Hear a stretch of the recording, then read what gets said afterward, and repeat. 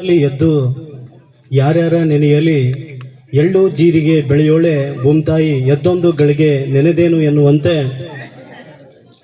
ನಮ್ಮ ಹಾಲುಮತ ಕುಲದೈವಗಳನ್ನು ಹೃದಯ ಮಂದಿರದಲ್ಲಿ ಸ್ಮರಿಸುತ್ತಾ ಯಮಧರ್ಮನ ಅವತಾರ ದಾಸಪಂಥದ ಅಶ್ವಿನಿ ದೇವತೆಗಳಲ್ಲಿ ಒಬ್ಬರಾದ ಸಂತ ಕವಿ ಕನಕದಾಸರ ಅಡಿದಾವರಿಗಳಿಗೆ ಮಣಿಮಟ್ಟು 2ನೇ ವರ್ಷದ ಕನಕಾಮೃತ ಕಾರ್ಯಕ್ರಮದ ಸಮಾರೋಪ ಸಮಾರಂಭದ ದಿವ್ಯ ಸಾನ್ನಿಧ್ಯವನ್ನು ವಹಿಸಿರುವ ಪರಮ ಪೂಜ್ಯ ಶ್ರೀ ಶ್ರೀ ಸಿದ್ದರಾಮಾನಂದ ಮಹಾಸ್ವಾಮಿಗಳ ಅನುಪಸ್ಥಿತಿಯಲ್ಲಿ ಕೂಡ ಅವರನ್ನು ಸ್ಮರಿಸುತ್ತಾ ಪೂಜ್ಯರಾದ ಬೀರದೇವರ ಪಾದಕಮಲಗಳಿಗೆ ನಮಿಸುತ್ತಾ ದೊಡ್ಡ ಸಿದ್ದಯ್ಯ ಮತ್ತು ಸಣ್ಣ ಸಿದ್ದಯ್ಯ ಪೂಜ್ಯರ ಪಾದಕಮಲಗಳಿಗೆ ನತಮಸ್ತಕನಾಗುತ್ತಾ ಈ ವೇದಿಕೆ ಮೇಲೆ ಆಸೀನರಾದ ಗಣ್ಯಮಾನ್ಯರಿಗೆ ವಂದಿಸುತ್ತಾ ಹಾಗೆ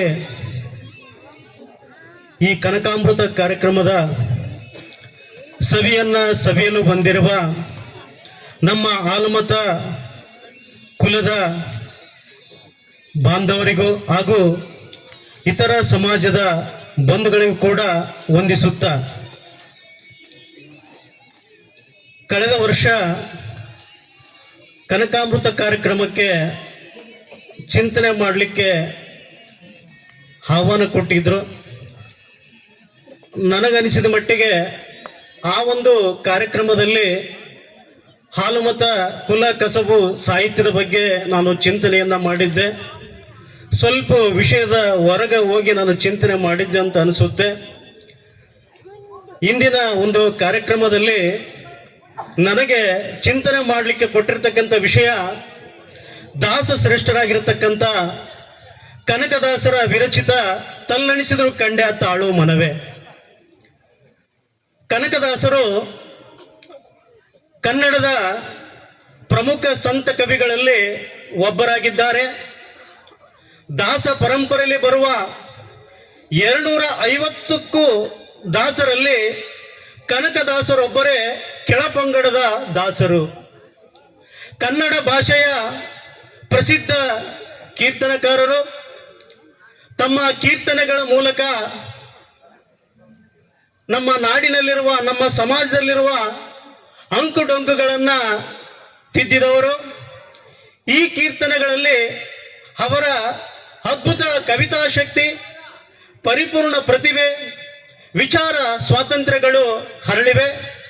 ಇವರ ಸುಮಾರು 300 ಕೀರ್ತನೆಗಳು ನಮಗೆ ದೊರಕಿವೆ.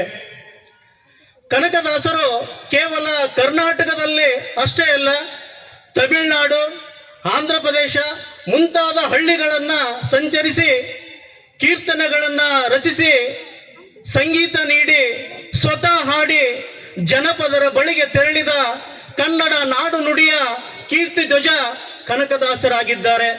ಆ ಕನಕದಾಸರ ಒಂದು ಚಿಂತನೆಯ ಕನಕದಾಸರನ ಕುರಿತು, ಅವರ ಕೀರ್ತನೆಯ ಕುರಿತು ಚಿಂತನೆ ಮಾಡಲಿಕ್ಕೆ ಅವಕಾಶ ಮಾಡಿಕೊಟ್ಟಿರ್ತಕ್ಕಂಥ ಈ ಕನಕಾಮೃತ ಕಾರ್ಯಕ್ರಮದ ಎಲ್ಲ ಪದಾಧಿಕಾರಿಗಳಿಗೂ ಕೂಡ ನಾನು ಆಭಾರಿಯಾಗಿದ್ದೇನೆ. ನೋಡಿ, ಇಂದಿಗೆ ಸುಮಾರು 500 ವರ್ಷಗಳ ಹಿಂದೆ ಬಾಳಿ ಹೋದ ಸಂತನೊಬ್ಬನ ಚಿಂತನೆಗಳು ಇವತ್ತಿಗೂ ಕೂಡ ಆಪ್ತವಾಗಲು ಕಾರಣ ಆ ಸಾಹಿತ್ಯದ ಹಿರಿಮೆ ಮತ್ತು ಗರಿಮೆಯಾಗಿದೆ. ನೋಡಿ, ಅವರು ಸುಮಾರು 500 ವರ್ಷಗಳ ಹಿಂದೆ ಬಾಳಿ ಹೋದ್ರು.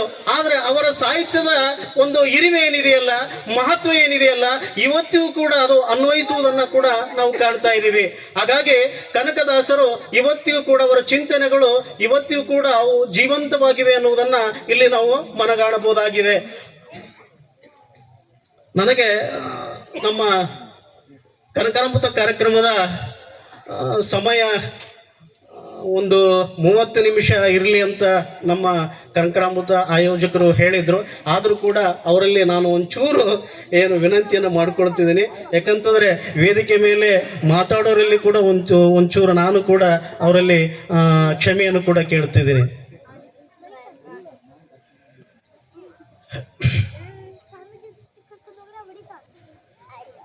ಸಂತ ಕವಿ ಕನಕದಾಸರು ತಮ್ಮ ಕೀರ್ತನೆಗಳಲ್ಲಿ ಕಷ್ಟಗಳಲ್ಲಿ ಬಳಲುತ್ತಿರುವ ಮನಸ್ಸುಗಳಿಗೆ ಸಾಂತ್ವನವನ್ನ ನುಡಿದಿದ್ದಾರೆ. ಕಷ್ಟಗಳು ಬಂದಾಗ ಧೈರ್ಯಗೆಡದೆ ಮನಸ್ಸನ್ನ ದೇವರಲ್ಲಿ ನೆಲೆಗೊಳಿಸಬೇಕು. ಸಾಮಾನ್ಯವಾಗಿ ಕಷ್ಟಗಳು ಬಂದಾಗ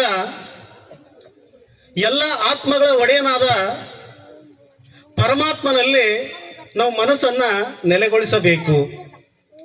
ನನಗೂ ಕೂಡ ಈ ಕಾರ್ಯಕ್ರಮಕ್ಕೆ ಬರಬೇಕಂದ್ರೆ ತಲ್ಲಣ ಆಗ್ತಾ ಇತ್ತು, ಆತಂಕ ಆಗ್ತಿತ್ತು, ಒತ್ತಡ ಇತ್ತು. ಅಲ್ಲಿ ಎಲ್ಲ ಮಹನೀಯರು ಇರ್ತಾರೆ, ಗಣ್ಯಮಾನ್ಯರು ಇರ್ತಾರೆ, ಎಲ್ಲ ವಿದ್ವತ್ತನ್ನ ಹೊಂದಿರತಕ್ಕಂಥ ಪ್ರತಿಭಾಮಣಿಗಳು ಇರ್ತಾರೆ. ಅವರ ಮುಂದೆ ನಾನು ಹೇಗೆ ನನ್ನ ನುಚ್ಚಿನಂತ 2 ನುಡಿಗಳನ್ನು ಹೇಳಲಿ ಅಂತ ಒಂದು ಆತಂಕ ಕೂಡ ನನ್ನಲ್ಲಿ ಇತ್ತು. ನಿಜವಾಗ್ಲೂ ಕೂಡ, ಯಾಕಂದ್ರೆ ಜ್ಞಾನ ಸರ್ವವ್ಯಾಪಿ.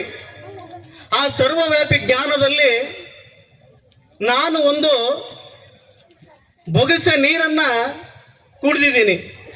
ಯಾಕಂದ್ರೆ ಸರ್ವಜ್ಞ ಒಂದು ಕಡೆ ಹೇಳ್ತಾನೆ, ಎಲ್ಲ ಬಲ್ಲವರಿಲ್ಲ, ಬಲ್ಲವರು ಬಾಳಿಲ್ಲ, ಸಾಹಿತ್ಯ ಎಲ್ಲವರಿಗಿಲ್ಲ, ಸರ್ವಜ್ಞ ಅಂತಕ್ಕಂಥದ್ದು.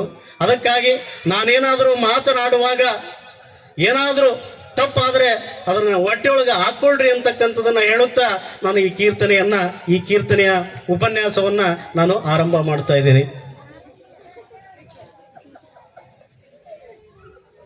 ಕನಕದಾಸರು ತಮ್ಮ ಕೀರ್ತನೆಯಲ್ಲಿ ಹೇಳ್ತಾರೆ,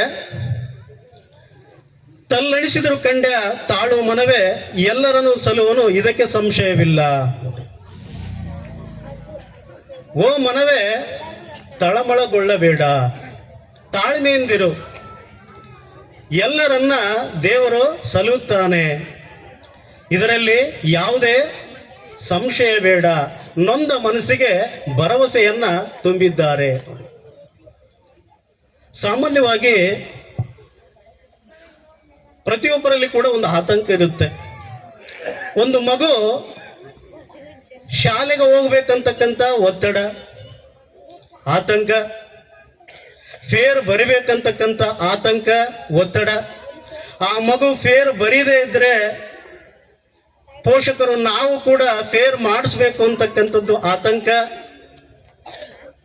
ಕೆಲಸಕ್ಕೆ ಹೋಗುವವರು ಕೆಲಸದ ಒತ್ತಡ, ಆತಂಕ. ಹೀಗೆ ಬಾಲಕರಿಂದ ಹಿಡಿದುಕೊಂಡು ವೃದ್ಧರವರೆಗೂ ಕೂಡ ನಾವು ಒತ್ತಡದಲ್ಲಿ ಜೀವನವನ್ನ ಕಳೀತಾ ಇದ್ದೀವಿ. ಇವತ್ತ ಬಾಲಕರಿಂದ ಹಿಡಿದುಕೊಂಡು ವೃದ್ಧರವರೆಗೂ ಕೂಡ ಒತ್ತಡದ ಬದುಕಿನಲ್ಲಿ ಜೀವನವನ್ನು ನಡೆಸ್ತಾ ಇದ್ದೀವಿ. ನಮಗ್ ಗೊತ್ತಿಲ್ಲ. ಎಲ್ಲವನ್ನ ಸಲುವನು ಯಾರಪ್ಪ ಅಂದ್ರೆ ಭಗವಂತ. ಆ ಭಗವಂತನ ಮೇಲೆ ನಾವು ಏನ್ ಮಾಡ್ಬೇಕು? ಹೊರೆಯನ್ನ ಹಾಕಬೇಕು. ಆದ್ರೆ ಇವತ್ತಿನ ದಿನಮಾನದಲ್ಲಿ ಎಲ್ಲಾ ಹೊರೆಗಳನ್ನ ನಮ್ಮ ಹೆಗಲ ಮೇಲೆ ಹಾಕೊಳ್ತಿದ್ದೀವಿ. ಒಂದು ಕಡೆ ರವೀಂದ್ರನಾಥ್ ಟ್ಯಾಗೋರ್ ಅವರು ಹೇಳ್ತಾರೆ, ಮಾನವನೇ ನಿನ್ನ ಕಷ್ಟ ಕಾರ್ಪಣ್ಯವನ್ನ ನಿನ್ನ ಹೆಗಲ ಮೇಲೆ ಹಾಕಿಕೊಳ್ಳಬೇಡ, ದೇವರ ಹೆಗಲ ಮೇಲೆ ಹಾಕು. ಆದ್ರೆ ನಾವೇನ್ ಮಾಡ್ತಿದ್ದೀವಿ? ದಿನನಿತ್ಯವೂ ಕೂಡ ಹೆಜ್ಜೆಗೂ ಕೂಡ ಅಷ್ಟು ಒತ್ತಡದ ಬದುಕಿನಲ್ಲಿ ಜೀವನ ನಡೆಸ್ತಾ ಇದ್ದೀವಿ. ಒತ್ತಡದ ಬದುಕಿನಲ್ಲಿ ಜೀವನ ನಡೆಸಿ BP, ಶುಗರು, ಏನೇನು ಯಾವ್ಯಾವ ರೋಗಗಳದಾವ ಎಲ್ಲ ಒತ್ತರಿಸ್ಕೊಂಡ್ ಬಂದ್ಬಿಡ್ತಾವ. ಅವು ಹೇಳಂಗೇ ಇಲ್ಲ. ಅದಕ್ಕಾಗಿ ಆ ರೋಗಗಳಿಗೆ ನಾವು ರಾಮಬಾಣವಾಗಬೇಕಂದ್ರೆ, ಆ ರೋಗಗಳಿಗೆ ನಾವು ಶಕ್ತಿ ಆಗ್ಬೇಕಂದ್ರೆ ನಮ್ಮಲ್ಲಿ ಏನಿರ್ಬೇಕಂತಂದ್ರೆ ತಾಳ್ಮೆ ಇರ್ಬೇಕು, ನಮ್ಮಲ್ಲಿ ಸಹನೆ ಇರ್ಬೇಕು. ಆದ್ರೆ ಇವತ್ತಿನ ದಿನಮಾನದಲ್ಲಿ ನಾವೆಲ್ಲರೂ ಕೂಡ ಸಹನೆಯನ್ನು ಕಳ್ಕೊಂಡ್ಬಿಟ್ಟಿದೀವಿ, ತಾಳ್ಮೆಯನ್ನು ಕಳ್ಕೊಂಡ್ಬಿಟ್ಟಿದೀವಿ. ಸರ್ ಹೇಳಿದ್ರು, ಪ್ರಾಸ್ತಾವಿಕ ನುಡಿಗಳಲ್ಲಿ ಹೇಳಿದ್ರು, ಕೋಪದಲ್ಲಿ ಕೊಯ್ದ ಮೂಗು ಮತ್ತೆ ಬಂದೀತೆ. ಬರುವುದಿಲ್ಲ ಅದು. ಕೋಪದಲ್ಲಿ ಕೊಯ್ದ ಮೂಗು ಮತ್ತೆ ಬರುವುದಿಲ್ಲ. ಅದಕ್ಕಾಗಿ ನಾವು ಜೀವನದಲ್ಲಿ ಸಹನಾಶೀಲರಾದ್ರೆ, ಒಂದು ಕಡೆ ಗಾಂಧೀಜಿಯವರು ಹೇಳ್ತಾರೆ, ತಾಳ್ಮೆಯಿಂದಿದ್ದರೆ ಎಂಥ ಪರ್ವತವನ್ನಾದರೂ ಕೂಡ ದಾಟಬಹುದು. ನಾವು ತಾಳ್ಮೆ ಕಳ್ಕೊಂಡ್ಬಿಟ್ಟಿದ್ದೀವಿ. ಅದಕ್ಕಾಗಿ ನಮ್ಮ ನಿತ್ಯ ಜೀವನದಲ್ಲಿ ಪ್ರತಿ ಹೆಜ್ಜೆಗೂ ಕೂಡ ನಾವು ಸಹನಾಶೀಲರಾದರೆ ಜೀವನ ಏನಾಗುತ್ತೆ, ಸುಂದರವಾಗುತ್ತೆ. ಅದಕ್ಕಾಗಿ ಕನಕದಾಸರು ಹೇಳ್ತಾರೆ, ತಲ್ಲಣಿಸಿದರು ಕಂಡ್ಯ ತಾಳು ಮನವೇ ಎಲ್ಲರನ್ನು ಸಲುವನು ಇದಕ್ಕೆ ಸಂಶಯವಿಲ್ಲ. ಓ ಮನವೇ ತಳಮಳಗೊಳ್ಳಬೇಡ, ತಾಳ್ಮೆಯಿಂದಿರು. ದೇವರು ಎಲ್ಲರನ್ನ ಸಲುತ್ತಾನೆ ಎಂದು ನೊಂದ ಮನಕ್ಕೆ ಅವ್ರು ಏನ್ ಮಾಡಿದ್ದಾರೆ, ಭರವಸೆಯನ್ನ ತುಂಬಿದ್ದಾರೆ. ಇದಕ್ಕೆ ತಾಳ್ಮೆಗಿಂತ ತಪವಿಲ್ಲ. ತಾಳ್ಮೆಗಿಂತ ತಪವಿಲ್ಲ. ತಾಳ್ಮೆಯ ಒಂದು ತಪಸ್ಸು, ತಾಳ್ಮೆಯ ಒಂದು ಶಕ್ತಿಶಾಲಿ. ಆದ್ರೆ ಇವತ್ತಿನ ದಿನಮಾನದಲ್ಲಿ ನಾವೆಲ್ಲರೂ ಅರ್ಥ ಮಾಡ್ಕೊಳ್ತಕ್ಕಂಥದ್ದು ಏನಂತಂದ್ರೆ, ತಾಳ್ಮೆ ಅನ್ನೋದೊಂದು ಅಸ್ತ್ರ. ಯಾರು ಏನೇ ಬರಲಿ, ಕಷ್ಟಗಳು ಬರಲಿ, ಕಷ್ಟಗಳಿಗೆ ನಾವು ಎದುರಬಾರ್ದು, ಕಷ್ಟಗಳಿಗೆ ನಾವು ಎದುರಿಸ್ಬೇಕು. ಆದ್ರೆ ಇವತ್ತಿನ ದಿನಮಾನದಲ್ಲಿ ಎಷ್ಟೋ ಜನ ನೋಡ್ತಿದ್ದೀವಿ, ಕಷ್ಟ ಬಂದಾಗ ಮುಗಿಲು ಹರಿದು ಮೈ ಮೇಲೆ ಬಿದ್ದಂಗೆ ಮಾಡ್ತಾರೆ. ಕೆಲವರು ಹಳ್ಳಿಯೆಲ್ಲ ನೋಡ್ತೀನಿ, ಕಷ್ಟ ಬಂದಾಗ ಮುಗಿಲು ಹರಿದು ಮೈ ಮೇಲೆ ಬಿದ್ದಂಗೆ ಮಾಡಿ ಅಡಕಲ ಗಡಿಗೆ ಅಡಿಕೆ ಕೂತ್ಕೊಂಡು ಕೊಡ್ತಾರೆ. ಯಾರಿಗೂ ಬರೋದಿಲ್ಲ ಕಷ್ಟ, ಎಲ್ಲರಿಗೂ ಬರ್ತಾವ. ಜಗತ್ತಿನಲ್ಲಿರ್ತಕ್ಕಂಥ ಪ್ರತಿಯೊಂದು ಜೀವಿಗಳಿಗೆ ಕಷ್ಟ ಬರ್ತಾವ. ಆ ಕಷ್ಟಗಳನ್ನ ಎದುರಿಸುವ ಶಕ್ತಿಯನ್ನ ಕನಕದಾಸರು ಈ ಕೀರ್ತನೆಯ ಮೂಲಕ 15ನೇ ಶತಮಾನದಲ್ಲಿ ಜಗತ್ತಿಗೆ ಸಾರಿ ಸಾರಿ ಹೇಳಿದ್ದಾರೆ. ಅದಕ್ಕಾಗಿ ನಿಜಕ್ಕೂ ಕೂಡ ಈ ಏನು ಕನಕಾಮೃತ ಕಾರ್ಯಕ್ರಮ ಏನು ಆಯೋಜನೆ ಮಾಡಿದಾರಲ್ಲ, ಅವರು ಎಷ್ಟು ಕೋಟಿ ಕೋಟಿ ಕೋಟಿ ನಮನಗಳು ಹೇಳಿದ್ರು ಕೂಡ ಕಡಿಮೆನೆ ಅಂತ. ಯಾಕಂತಂದ್ರೆ ಈ ಕನಕಾಮೃತ ಕಾರ್ಯಕ್ರಮದಲ್ಲಿ ನಮ್ಮ ಆಲುಮತ ಕುಲದೈವಗಳ ಚರಿತ್ರೆಯನ್ನ, ಅಲ್ಲಿರ್ತಕ್ಕಂಥ ಸಾರವನ್ನ, ಮಹತ್ವವನ್ನ ನೀವೆಲ್ಲ ದಿನನಿತ್ಯ ಕೇಳ್ತಿದ್ರಲ್ಲ. ನಿಮ್ಮಂತ ಅದೃಷ್ಟಶಾಲಿಗಳು, ನಿಮ್ಮಂತ ಪುಣ್ಯವಂತರು ಮತ್ತಾರು ಇರ್ಲಿಕ್ಕೆ ಸಾಧ್ಯವಿಲ್ಲ. ಅದನ್ನ ನಾವಿಲ್ಲಿ ತಿಳ್ಕೋಬೇಕಾಗುತ್ತೆ. ಯಾಕಂದ್ರೆ ಜ್ಞಾನವನ್ನ ದುಡ್ಡು ಕೊಟ್ಟು ಖರೀದಿ ಮಾಡೋಕ್ಕಾಗಲ್ಲ, ನೆನಪಿಟ್ಕೊಳ್ಳಿ. ಅದಕ್ಕಾಗಿ ನೀವು ಆ ಜ್ಞಾನವನ್ನ ದಿನಾಲು ಕೂಡ ನಿಮ್ಮ ಕಿವಿ ಮೇಲೆ ಹಾಕೊಳ್ತಿದ್ದೀರಲ್ಲ, ಅದು ನಿಮ್ಮಂತ ಅದೃಷ್ಟಶಾಲಿಗಳು ಮತ್ತಾರು ಇಲ್ಲ ಅಂತ ನಾನು ಈ ಸಂದರ್ಭದಲ್ಲಿ ಭಾವಿಸ್ಕೊಳ್ತಿದ್ದೀನಿ. ಅದಕ್ಕಾಗಿ ಇಲ್ಲಿ ರೈತ ನೋಡಿ, ಇವತ್ತಿನ ದಿನದಲ್ಲಿ ನಾವು ಏನು ಯೋಚನೆ ಮಾಡ್ತೀವಿ ಅಂತಂದ್ರೆ, ಬಿತ್ತಿದಗಳ ಬೆಳೆ ಬಂದು ಬಿಡ್ಬೇಕಂತ ಹೇಳ್ತೀವಿ ನಾವು. ಬಿತ್ತಿದಗಳ ಹೆಂಗೆ ಬೆಳೆ ಬರ್ತದ್ರೆ ಅದಕ್ಕೆ ತಾಳಿಕೆ ಬೇಕು, ಅದಕ್ಕೆ ಸಮಯ ಬೇಕು. ಅದು 3 ತಿಂಗಳು ಬೇಕು, 6 ತಿಂಗಳು ಬೇಕು. ಇವತ್ತಿನ ದಿನಮಾನದಲ್ಲಿ ನಾವೇನಾಗಿದೀವಪ್ಪ ಅಂತಂದ್ರೆ ಅವಸರವನ್ನ ಮಾಡ್ತಾ ಇದ್ದೀವಿ ನೋಡಿ. ಅವಸರವೇ ಅಪಘಾತಕ್ಕೆ ಕಾರಣ ನೋಡಿ. ತಾಳಿದವನು ಬಾಳಿಯಾನು. ಅದಕ್ಕಾಗಿ ಜೀವನದಲ್ಲಿ ನಾವೇನ್ ಮಾಡ್ಬೇಕಂತಂದ್ರೆ ತಾಳ್ಮೆಯನ್ನ ಇರುವುದನ್ನ ಕಲಿತುಕೊಳ್ಬೇಕು. ಅದಕ್ಕಾಗಿ ನಾವೇನಾಗಿದ್ದೀವಪ್ಪ ಅಂತಂದ್ರೆ ಅವಸರ ಮತಿಗಳಾಗಿದ್ದೀವಿ.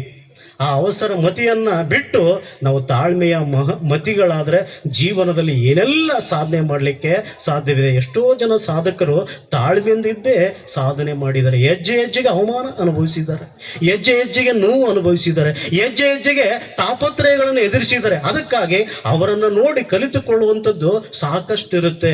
ಅದಕ್ಕಾಗಿ ಜೀವನದಲ್ಲಿ ತಾಳ್ಮೆಯ ಮುಖ್ಯ ಅನ್ನುವುದನ್ನ ಕನಕದಾಸರು ಈ ಕೀರ್ತನೆಯಲ್ಲಿ ವಿಶದೀಪಡಿಸಿದ್ದಾರೆ ನೋಡಿ. ಹಾಗೆ ಬೆಟ್ಟದ ತುದಿಯಲ್ಲಿ ಹುಟ್ಟಿದ ವೃಕ್ಷಕ್ಕೆ ಕಟ್ಟೆಯನ್ನು ಕಟ್ಟಿ ನೀರೆರೆದವರು ಯಾರು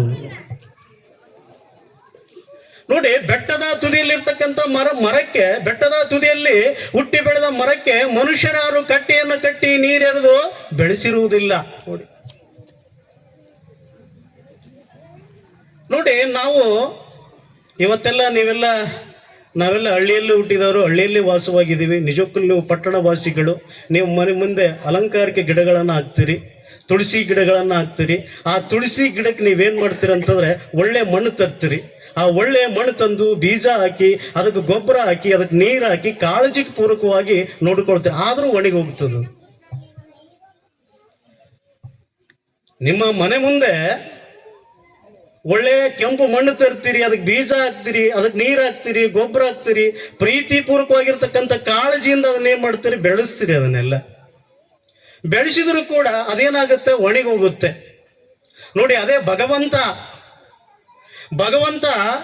ಆ ಬೆಟ್ಟ ಗುಡ್ಡಗಳಲ್ಲಿ ಅಥವಾ ಕಾಡುಗಳಲ್ಲಿ ಆ ಮರಕ್ಕೆ ನೀರೆರೆದು ಏನ್ ಮಾಡ್ತಾನೆ, ಅದನ್ನು ಬೆಳೆಸ್ತಾನೆ ನೋಡಿ.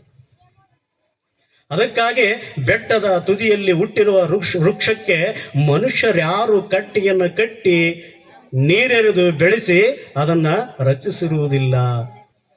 ಅದನ್ನ ದೇವರೇ ಸಲಿ ಎಮ್ಮರವಾಗಿಸುತ್ತಾನೆ. ನೋಡಿ, ಅದು ಹೆಂಗ ದೇವರು ಸಲಿವಿ ಎಮ್ಮರವಾಗಿಸ್ತಾನೆ, ಅದರಂತೆ ಭಗವಂತನು ಕೂಡ ನಮ್ಮೆಲ್ಲರನ್ನ ಕಾಪಾಡ್ತಾನೆ. ಯಾಕೆ ನೀವು ಆತಂಕದಿಂದ ಇದ್ದೀರಿ? ಯಾಕೆ ನೀವು ಒತ್ತಡದಲ್ಲಿ ಜೀವನವನ್ನು ನಡೆಸ್ತಾ ಇದ್ದೀರಿ?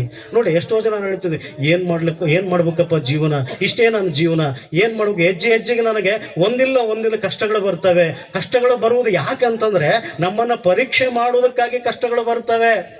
ಒಂದು ಕಡೆ 12ನೇ ಶತಮಾನದ ವಚನಕಾರನಾಗಿರ್ತಕ್ಕಂಥ ದೇವರ ದಾಸಮೇ ಹೇಳ್ತಾನೆ, ತನ್ನ ಭಕ್ತರನ್ನ ತಿರಿವಂತೆ ಮಾಡುವ, ಒರೆದು ನೋಡುವ ಬಿಸುನಿಯ ಚಿನ್ನದಂತೆ, ಅರೆದು ನೋಡುವ ಚಂದನದಂತೆ, ಅರಿದು ನೋಡುವ ಕಬ್ಬಿನ ಕೋಲಿನಂತೆ, ಬೆದರದೆ ಬೆಚ್ಚಡೆ ಇದ್ದಡೆ ಕರಬಿಡಿದೆತ್ತುಕೊಂಬ ಕಾಣರಾಮನಾಥ.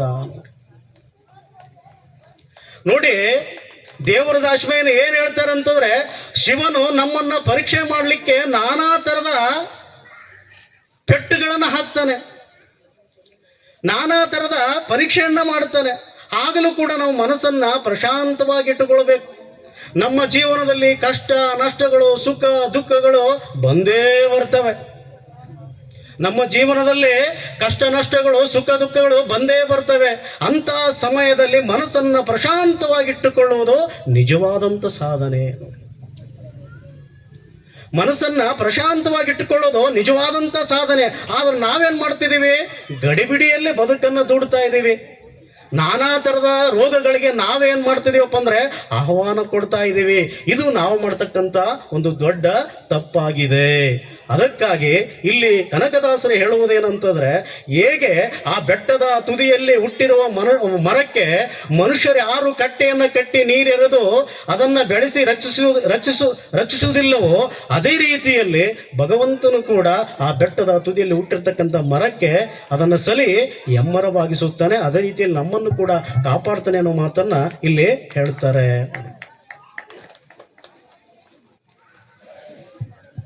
ಮತ್ತೆ ಮುಂದೆ ಹೇಳ್ತಾರೆ, ಪುಟ್ಟಿದ ಸ್ವಾಮಿ ತಾ ಹೊಣೆಗಾರನಾಗಿರಲು ಗಟ್ಟಿಯಾಗಿ ಸಲುವನು, ಇದಕ್ಕೆ ಸಂಶಯವಿಲ್ಲ. ನೋಡಿ, ಅಂತೆಯೇ ನಮ್ಮೆಲ್ಲರ ಹುಟ್ಟಿಗೆ ಜನನಕ್ಕೆ ಕಾರಣಕರ್ತನಾಗಿರ್ತಕ್ಕಂಥ ದೇವರು ಹೊಣೆಗಾರನಾಗಿದ್ದಾನೆ. ಅಂದ್ರೆ ನಮ್ಮೆಲ್ಲರ ಹುಟ್ಟಿಗೆ ಜನನಕ್ಕೆ ಕಾರಣಕರ್ತನಾಗಿರ್ತಕ್ಕಂಥವನು ಯಾರು? ಆ ದೇವರು. ನಮ್ಮನ್ನ ಸಲುವುದು, ನಮ್ಮನ್ನ ಕಾಪಾಡೋದು ಅವನ ಹೊಣೆ. ಇದನ್ನ ನಾವು ತಿಳ್ಕೊಂಡಿಲ್ಲ. ಈಗ ನೋಡಿ, ಒಂದು ದೃಷ್ಟಾಂತವನ್ನ ನಾವು ಇಲ್ಲಿ ಗಮನಿಸಿದಾಗ ಅದರ ವೇದ್ಯ ನಮಗೆ ಬರುತ್ತೆ ಅಂತ ನಾನು ಭಾವಿಸ್ಕೊಂಡಿದ್ದೀನಿ. ನೋಡಿ, ಹುಟ್ಟಿಸಿದ ದೇವರು ಹುಲ್ಲಾಕಿ ಮೇಯಿಸ್ತಾನೇನು? ನಮ್ಮ ಇರುವಿ 84 ಲಕ್ಷ ಜೀವರಾಶಿಗಳನ್ನು ಸಲ್ತಕ್ಕಂಥವನ ಏನಪ್ಪ ಅಂತಂದ್ರೆ ಆ ದೇವರು. ಇರುವಿ 84 ಲಕ್ಷ ಜೀವರಾಶಿಗಳನ್ನು ಸಲ್ತಕ್ಕಂಥವನು ಆ ದೇವರು.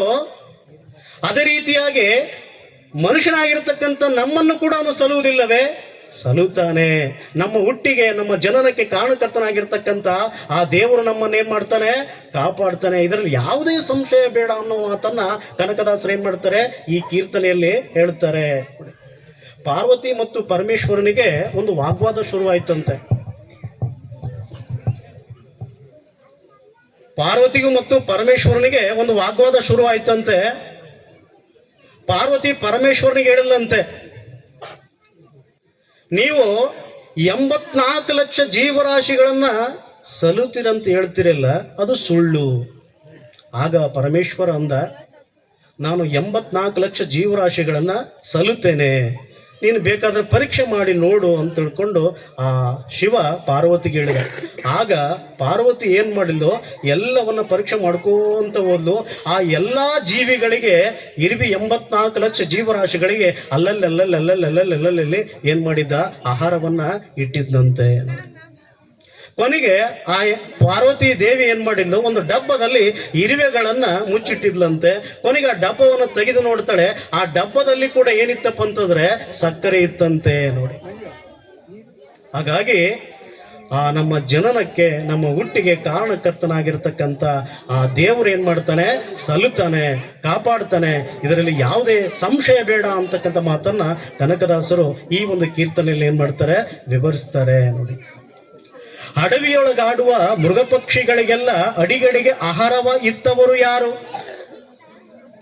ನೋಡಿ, ಅವ್ರು ಹೇಳ್ತಾರೆ, ಅಡವಿಯೊಳಗೆ ಆಡುವ ಮೃಗಪಕ್ಷಿಗಳಿಗೆಲ್ಲ ಅಡಿಗಡಿಗೆ ಆಹಾರವನ್ನ ಇತ್ತವರು ಯಾರು?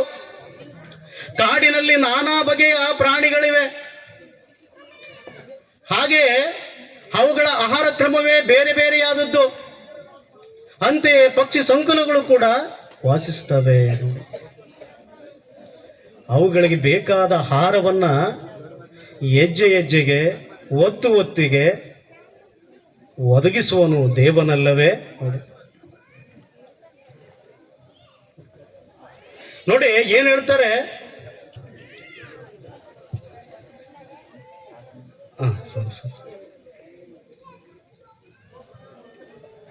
ಈ ರೀತಿಯಲ್ಲಿ ಕನಕದಾಸರು ತಮ್ಮ ಕೀರ್ತನೆಯಲ್ಲಿ ನಿರೂಪಿಸ್ತಾರೆ. ಹಾಗೆ ಪಡೆದ ಜನನಿಯ ತೆರದಿ ಸ್ವಾಮಿ ಒಣಗೀಡಾಗಿ ಬಿಡದ ರಕ್ಷಕನು, ಇದಕ್ಕೆ ಸಂಶಯವಿಲ್ಲ. ಎತ್ತ ತಾಯಿ ತನ್ನ ಮಗುವನ್ನ ಹೇಗೆ ಸಾಕಿ ಸಲಹಿ ಕಾಪಾಡಲಿಕ್ಕೆ ಹೊಣೆಗಾರಳು, ಅಂತೆಯೇ ಆ ದೇವರು ಕೂಡ ಎತ್ತ ತಾಯಿಯ ರೀತಿಯಲ್ಲಿ ನಮ್ಮೆಲ್ಲರನ್ನ ಕಾಪಾಡಿ ಸಲ್ಲುತ್ತಾನೆ. ಇದರಲ್ಲಿ ಯಾವುದೇ ಅನುಮಾನ ಸಲ್ಲದಂತ ತಿಳ್ಕೊಂಡು ಕೀರ್ತನಕಾರರಾಗಿರ್ತಕ್ಕಂಥ ಕನಕದಾಸರು ಹೇಳ್ತಾರೆ. ಒಂದು ಸಣ್ಣ ದೃಷ್ಟ ಅಂತೇಳಿ ನನ್ನ ಎರಡು ನುಡಿಗಳಿಗೆ ವಿರಾಮವನ್ನು ಹೇಳ್ತೇನೆ. ಏನಾಯಿತು, ಒಬ್ಬ ತಾಯಿ ಮಗ ಇಬ್ಬರು ಇದ್ರು. ತಾಯಿ ಶಿವನ ಪರಮ ಭಕ್ತೆ, ಯಾವಾಗಲೂ ಕೂಡ ಪೂಜೆ ಪುನಸ್ಕಾರ ಮಾಡುತ್ತಾ ಜೀವನವನ್ನು ಕಳೀತಾ ಇದ್ಲು. ಆಗ ಮಗ ಅಂದ, ಅಲ್ಲಮ್ಮ, ಇಷ್ಟೆಲ್ಲ ನೀನು ಪೂಜೆ ಪುನಸ್ಕಾರ ಮಾಡ್ತೀಯಲ್ಲ, ದೇವ್ರು ನೋಡಿ ಏನವ ಅಂತ ಕೇಳಿದ. ದೇವರು ನಾನು ನೋಡಿಲ್ಲಪ್ಪ, ಆದರೂ ಕೂಡ ದೇವ್ರ ಬಗ್ಗೆ ಅನನ್ಯವಾಗಿರ್ತಕ್ಕಂಥ ಪ್ರೀತಿ ಭಕ್ತಿ ಇದೆ ನನ್ನಲ್ಲಿ ಅಂತ ಹೇಳಿದ್ದು. ಹಾಗಾದರೆ ದೇವ್ರು ನನಗೆ ಇವತ್ತು ಊಟ ಮಾಡಿಸ್ತಾನ ಅಂತ ಕೇಳಿದ್ದು. ಅದೇನು ದೊಡ್ಡದು ಅದೇನು ದೊಡ್ಡದಕ್ಕಂದ, ನಿನಗೂ ಊಟ ಮಾಡಿಸ್ತಾನೆ ದೇವರು ಅಂತಲ್ಲ. ಅದೇಂಗೆ ಊಟ ಮಾಡಿಸ್ತಾನೆ ದೇವರು ಅಂತ. ಹಾಗಾದರೆ ಇವತ್ತ ಅನ್ನ ಮತ್ತು ಸಾರು ಹಾಕಿ ಕೊಡು, ದೇವರೇ ಬಂದು ನನಗೆ ಊಟ ಮಾಡಿಸ್ಬೇಕು ಅಂದ ಮಗ. ಇಲ್ಲ ಮಗನೇ, ನಿನಗೆ ದೇವರೇ ಬಂದು ಊಟ ಮಾಡಿಸ್ತಾನೆ, ಅದೇನು ದೊಡ್ಡ ವಿಷಯನಲ್ಲ, ನೋಡು ಅದನ್ನು ಪರೀಕ್ಷೆ ಮಾಡಂಗಿದ್ರೆ ಮಾಡು ಅಂತ ಹೇಳಿದ ತಾಯಿ. ಹೌದಾ ಅಂದ. ಹಾಗಾದ್ರೆ ಅನ್ನ ಸಾರು ಹಾಕಿ ಕೊಡ ಅಂತ ಹೇಳಿದ್ಲು. ಅವ ಅನ್ನ ಸಾರು ಮುಂದಿಟ್ಕೊಂಡ, ದೇವ್ರು ಬಂದು ಉಣಿಸ್ಬೇಕಂತ ಹಠ ಹಿಡಿದು ಕೂತ್ಕೊಂಡ. ಬೆಳಗಿನ ಸಮಯ ಹೋಯ್ತು, ಮಧ್ಯಾಹ್ನ ಆಯಿತು, ಸಾಯಂಕಾಲ ಆಯಿತು, ಕತ್ಲಾಯಿತು, 10 ಗಂಟೆ ಸಮಯ ಆಗಿತ್ತು. ಮಗನಿಗೆ ಉಣ್ಲಿಕ್ಕೆ ತಾಯಿ ಒತ್ತಾಯ ಮಾಡಿದ್ಲು, ನೋಡಪ್ಪ ದೇವರು ಎಂದರ ಬಂದು ಊಟ ಮಾಡಿಸ್ತಾನೆ, ಇವತ್ತು ನೀವು ಊಟ ಮಾಡಿಬಿಡು ಅಂತ ಹೇಳಿದ್ಲು. ಇಲ್ಲ, ನಿನ್ನ ದೇವರೇ ಬಂದು ಊಟ ಮಾಡಿಸ್ಬೇಕಂತ ತಿಳ್ಕೊಂಡು ಹಠ ಹಿಡಿದು ಕುತ್ಕೊಂಡವ. ಕೊನೆಗೆ ಇವನೇನು ಮಾಡಿದ, ಹಾಗೆ ಅನ್ನ ಮತ್ತು ಸಾರು ಹಾಕ್ಕೊಂಡು ಹಂಗೆ ತಟ್ಟೆ ಮುಂದೆ ಹಿಡ್ಕೊಂಡು ಕುತ್ಕೊಂಡಿದ್ದ. ಬಾಗಿಲು ಹಂಗ ತೆರೆದಿತ್ತು. 4 ಕಳ್ಳರು ದಾಂಡಿಗರು ಮನೆಯೊಳಗೆ ಬಂದರು. ಬಾಗಿಲು ತೆರೆದು ತಂದ್ಮೇಲೆ ಎಲ್ಲರೂ ಬರ್ತಾರೆ, ಆ ಮಾತು ಬೇರೆ. ಕಳ್ಳರು 4 ದಷ್ಟಪುಷ್ಟವಾಗಿರ್ತಕ್ಕಂಥ ಕಳ್ಳರು ಒಳಗೆ ಬಂದರು. ಇವನು ಅನ್ನ ಮತ್ತು ಸಾರು ಹಾಕೊಂಡು ಆ ಒಂದು ತಟ್ಟೆ ಇಟ್ಕೊಂಡು ಮುಂದೆ ಕುತ್ಕೊಂಡಿದ್ದ. ಆಗ ಒಬ್ಬನಿಗೆ ಹಸಿವಾಗಿತ್ತು. 4 ದಾಂಡಿಗರಲ್ಲಿ ಒಬ್ಬನಿಗೆ ಹಸಿವಾಗಿತ್ತು. ಆಗ ಅವನು ಏನು ಮಾಡಿದ, ಇದು ಯಾಕೋ ಮುಂದೆ ತಟ್ಟೆ ಇಟ್ಕೊಂಡು ಕೂತ್ಕೊಂಡದ, ಇದರಲ್ಲಿ ಏನೈತೆ ಏನೋ ಗೊತ್ತಿಲ್ಲ, ಆದರೂ ಕೂಡ ಇವನಿಗೆ ಒಂದು ತುತ್ತು ಊಟ ಮಾಡಿಸ್ಬೇಕಂತ ತಿಳ್ಕೊಂಡು ಒಂದು ತುತ್ತು ತಗೊಂಡು ಏನು ಮಾಡಿದ, ಅವನು ಬಾಯಿಗಿಟ್ಟ. ನಾವು ದೇವ್ರಿಲ್ಲ ಅಂತ ಹೇಳ್ತೀವಿ, ನಂಬಿಕೆ ಬಹಳ ಮುಖ್ಯ. ಇವತ್ತು ನಾವು ನಂಬಿಕೆಯನ್ನ ಕಳ್ಕೊಂಡ್ಬಿಟ್ಟಿವಿ. ನಂಬಿಕೆ ಕೆಟ್ಟವರಿಲ್ಲವೋ ಅಂತಕ್ಕಂಥ ಮಾತನ್ನ ಹೇಳಿರುವುದನ್ನು ಕೂಡ ನಾವು ಕಾಣ್ತಿದ್ದೀವಿ. ಅದಕ್ಕಾಗಿ ನಾವೇನು ತಿಳ್ಕೊಂಡಿದ್ದೀವಿ, ಶಿವ ನಂದಿಯನ್ನು ವಾಹನ ಮಾಡಿಕೊಂಡು ಕೈಯಲ್ಲಿ ತ್ರಿಶೂಲ ಹಿಡ್ಕೊಂಡು ಹುಲಿ ಚರ್ಮವನ್ನು ಧರಿಸ್ಕೊಂಡು ಬಂದ್ರೆ ನಾವೇನು ತಿಳ್ಕೊಂಡೆ, ಶಿವ ಅಂತ ತಿಳ್ಕೊಂಡಿದ್ದೀವಿ. ಹಂಗಲ್ಲ, ಶಿವನು ಬೇರೆ ರೂಪದಲ್ಲಿ, ಬೇರೆಯವರ ರೂಪದಲ್ಲಿ, ಬೇರೆ ವೇಷದಲ್ಲಿ ಬಂದು ನಮಗೇನು ಮಾಡ್ತಾನಪ್ಪ ಅಂತಂದರೆ ಸಹಾಯ ಮಾಡ್ತಾನೆ. ಅದಕ್ಕಾಗಿ ನಾವು ಯಾವಾಗಲೂ ಕೂಡ ನಮ್ಮನ್ನು ಕಾಯ್ತಕ್ಕಂಥ, ನಮ್ಮನ್ನು ಸಲ್ಲತಕ್ಕಂಥ ಆ ಭಗವಂತನಲ್ಲಿ ಯಾವಾಗಲೂ ಕೂಡ ನಾವೇನು ಇಟ್ಕೋಬೇಕು, ನಂಬಿಕೆಯನ್ನು ಇಟ್ಕೋಬೇಕಾಗತ್ತೆ.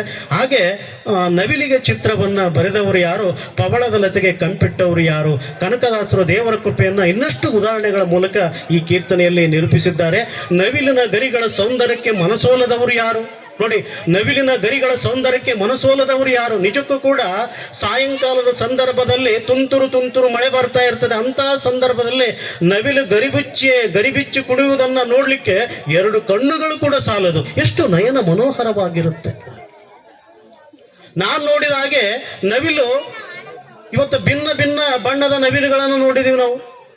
ಭಿನ್ನ ಭಿನ್ನ ಬಣ್ಣದ ನವಿಲುಗಳನ್ನು ನೋಡಿದ್ವಿ. ಅದಕ್ಕಾಗಿ ಆ ನವಿಲಿನ ಗರಿಗಳಿಗೆ ಸೌಂದರ್ಯವನ್ನು, ನವಿಲಿನ ಗರಿಗಳಿಗೆ ರಂಗನ್ನ ತುಂಬಿದವನು ಆ ದೇವನಲ್ಲವೇ ಅಂತಕ್ಕಂಥ ಮಾತನ್ನ ಕನಕದಾಸರು ಇಲ್ಲಿ ಹೇಳ್ತಾರೆ.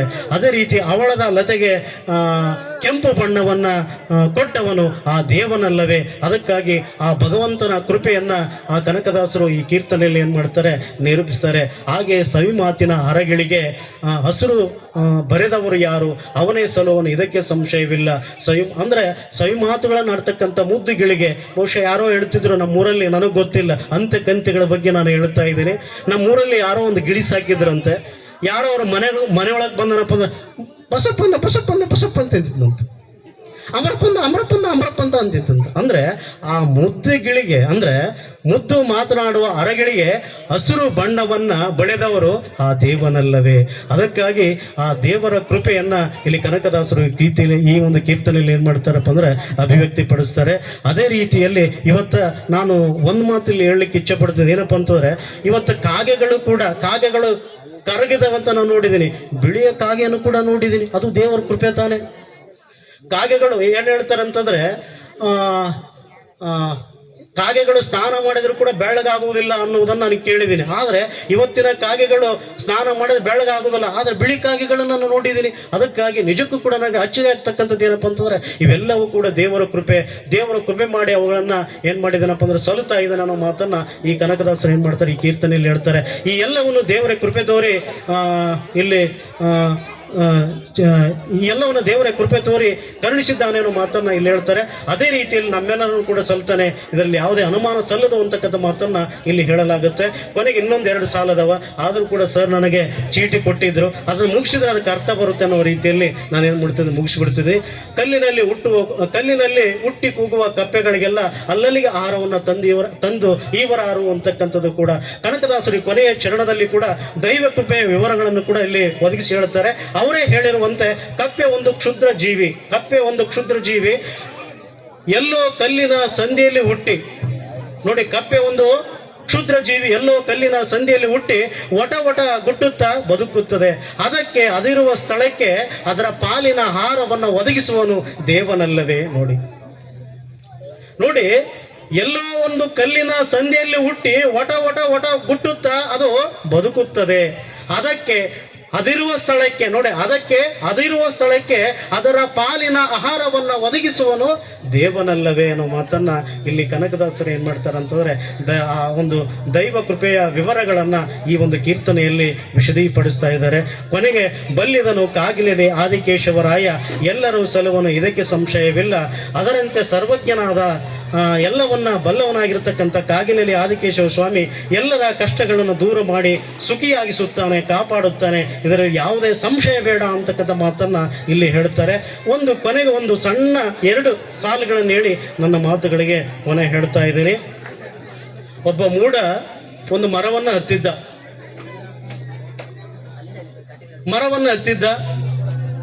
ಪರಮೇಶ್ವರ ಪಾರ್ವತಿ ದೇವಿ ಸಂಚಾರಕ್ಕೆ ಬಂದಿದ್ರು. ಆಗ ಪರಮೇಶ್ವರ ಹೇಳ್ತಾನೆ, ಆ ಮೂಢ ಮರವನ್ನು ಹತ್ತಿ ತಾನು ಕುಳಿತ ಟೊಂಗೆಯನ್ನು ಏನ್ ಮಾಡ್ತಾ ಇದ್ದ, ಕಡಿತಾ ಇದ್ದ. ಆಗ ಪರಮೇಶ್ವರ ಹೇಳ್ತಾನೆ, ಅವನು ತಾನು ಕುಳಿತ ಟೊಂಗೆಯನ್ನು ಕಡಿತಾ ಇದ್ದಾನೆ, ಕೆಳಗೆ ಬೀಳ್ತಾ ಇದ್ದಾನೆ. ಅಪ್ಪ ಅಂದ್ರೆ ನಾನು ಕಾಪಾಡ್ತೀನಿ, ಅಮ್ಮ ಅಂದ್ರೆ ಅವನ ನೀನು ಕಾಪಾಡು ಅಂತಂದು. ಆಯಿತು, ಅಮ್ಮ ಅಂದ್ರೆ ನಾನು ಕಾಪಾಡ್ತೀನಿ ಅಂತ ತಿಳ್ಕೊಂಡು ಪಾರ್ವತಿ ದೇವಿ ಒಪ್ಕೊಂಡು, ಅಪ್ಪ ಅಂದ್ರೆ ನೀನು ಕಾಪಾಡು ಅಂತ ತಿಳ್ಕೊಂಡು ಪಾರ್ವತಿ ದೇವಿ ಹೇಳಿದ್ಲು. ಕೊನೆಗೆ ಅವನೇನು ಕಡ್ದಾಗ ಟೊಂಗೆ ಕೆಳಗೆ ಬಿತ್ತು. ಆದ್ರೆ ಅಪ್ಪನೂ ಅನ್ಲಿಲ್ಲ, ಅಮ್ಮನೂ ಅನ್ಲಿಲ್ಲ, ಕೊನೆಗೆ ಅಯ್ಯೋ ಅಂದ. ಹಾಗಾಗಿ ಅವರಿಬ್ಬರು ಯಾರು ಕೂಡ ಕಾಪಾಡಲಿಲ್ಲ. ಅದಕ್ಕಾಗಿ ನಮ್ಮ ನಿಜ ಜೀವನದಲ್ಲಿ ನಾವು ಏನು ಮಾಡ್ಬೇಕಂತಂದ್ರೆ ಆ ಭಗವಂತನ ಧ್ಯಾನವನ್ನು ಮಾಡಬೇಕಾಗತ್ತೆ, ಭಗವಂತನನ್ನು ಹೆಜ್ಜೆಗೆ ಸ್ಮರಿಸಬೇಕಾಗತ್ತೆ. ಆದ್ದರಿಂದ ಈ ರೀತಿಯಲ್ಲಿ ಬದುಕುವುದರಿಂದ ಅಥವಾ ಭಗವಂತನ ಮೇಲೆ ನಂಬಿಕೆ ಇಡುವುದರಿಂದ ನಮ್ಮ ಬದುಕು ಸುಂದರ ಆಗುತ್ತೆ ಅಂತಕ್ಕಂಥ ಮಾತನ್ನ ಇಲ್ಲಿ ಕೀರ್ತನಕಾರರಾಗಿರ್ತಕ್ಕಂಥ ಕನಕದಾಸರು ಅಭಿವ್ಯಕ್ತಿಪಡಿಸುವುದನ್ನು ಕೂಡ ನಾವು ಕಾಣ್ತೇವೆ. ದೇವರ ಕೃಪೆಯಿಂದಲೇ ಜಗತ್ತಿನ ಕಾರ್ಯಗಳು ನೆರವೇರುತ್ತವೆ. ಹೀಗಾಗಿ ಕಷ್ಟ ಬಂದಾಗ ಧೈರ್ಯಗೆಡುವ ಅಗತ್ಯವಿಲ್ಲ. ದೇವರು ಎಲ್ಲರನ್ನು ಕೂಡ ಸಲ್ತಾನೆ ಅನ್ನೋ ಮಾತನ್ನು ಇಲ್ಲಿ ಹೇಳುತ್ತಾ ನನಗೆ ಮಾತಾಡಲಿಕ್ಕೆ ಏನು ಈ ಚಿಂತನೆ ಮಾಡಲಿಕ್ಕೆ ಅವಕಾಶ ಮಾಡಿಕೊಟ್ಟಿರ್ತಕ್ಕಂಥ ನನ್ನ ಎರಡು ನುಚ್ಚಿನಂಥ ನುಡಿಗಳು ನಿಮಗೆ ಹೇಗೆ ಸಹ್ಯವಾದವೋ ಗೊತ್ತಿಲ್ಲ. ಆದರೂ ಕೂಡ ನನಗೆ ಈ ಕನಕಾಮೃತ ಕಾರ್ಯಕ್ರಮದ ಎಲ್ಲ ಪದಾಧಿಕಾರಿಗಳಿಗೂ ವೇದಿಕೆ ಮೇಲೆ ಮಾನ್ಯರಿಗೂ ವಂದಿಸುತ್ತಾ ನನ್ನ ಎರಡು ನುಚ್ಚಿನಂಥ ನುಡಿಗಳಿಗೆ ವಿದಾಯವನ್ನು ಹೇಳುತ್ತಿದ್ದೀನಿ. ಜೈ ಕನಕ, ಜೈ